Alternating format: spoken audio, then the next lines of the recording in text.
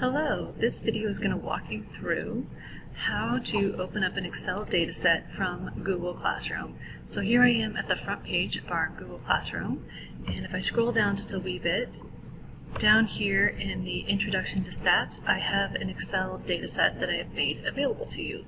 If you click on this, and then click on the little image here of the dataset, it opens it up and you get this window. Couldn't preview that this file is too large.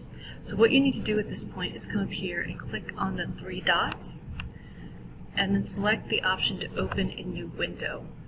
This will open up a separate browser window that will allow you to actually download the file, which is what you're going to need to do. This is too large of a file to preview, so you need to click the blue rectangle to download. And you can see the file is downloaded here in the bottom of my window. You can open it up from there, or if you look on your computer files in the File Explorer, in your Downloads folder you should have the Excel dataset.